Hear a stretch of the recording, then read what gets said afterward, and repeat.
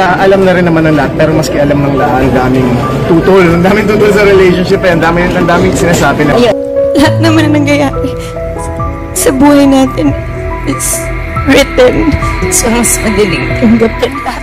Yang post na yan ay direktang patama sa nag-iisang lalaki lang, iyon ay si Sian Lim. Kasi yung lalaking iyon lang naman mga kachika, yung nang loko, nang iwan at nang gamit kay Kim Chiu.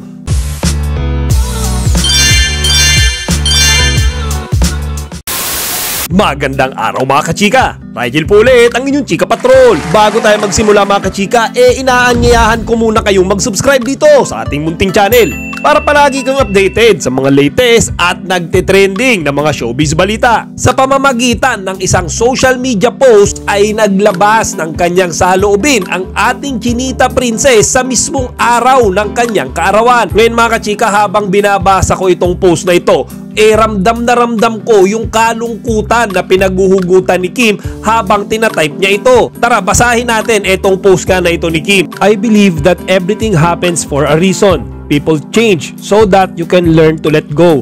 Things go wrong so that you appreciate them when they're right. You believe lies so you eventually learn to trust no one but yourself.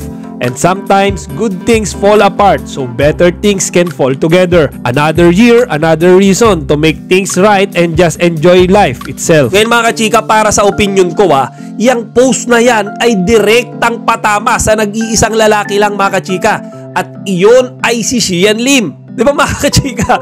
Kasi yung lalaking iyon lang naman mga kachika, yung nang loko, nang iwan at nang gamit kay Kim Chiu. Grabe mga kachika, di ba? Kumbaga ramdam na ramdam natin yung kalungkutan na bumabalot kay Kim Chiu matapos nga nilang maghiwalay ni Sian.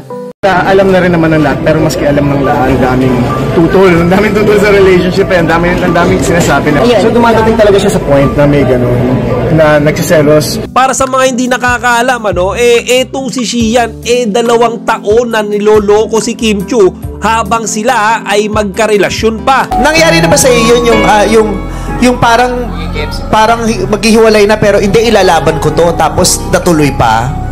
Ako kasi pag magmahal, inilalaban ko talaga lahat. Para wala sa akin parang wala akong pagsisisihan sa huli. Kasi laban ka ng laban eh. Kailan yung time na, ay, hindi na ako lalaban? Pag hindi ka na sinasagot, huwag mo nang ilaban. Sa lahat ng bagay, pag wala nang sagot, ibig sabihin nun, silence means yes. Yes. Ano pag tinanong mo, mahal mo pa ba ako? Hindi sumagot. Hindi ko natanong kung yes yung sagot ka. So nag-ghost ka? Hindi naman. Wala na talaga yun. Kumbaga mga kachika, 2 taon pa lang bago sila maghiwalay. Aba, etong si Sian Lim ay may iba na palang ginujowa. Grabe. Kumbaga ginamit niya lang si Kim para makilala siya sa showbiz industry. Tapos ngayong nagamit niya na after 12 years, itatapon na lang parang basura. Lahat naman na nangyayari sa buhay natin is written sa mas madaling tanggapin lahat. Pero sa kabilang banda mga kachika, dahil nga sa sunod-sunod na mga blessings na dumarating kay Kimi, tapos yung mga guys na currently napapabalitang nanliligaw o interesado sa kanya, kagaya ni Paolo Abilino at ni Oliver Moeller, mas mabilis siyang nakaka-move on ngayon.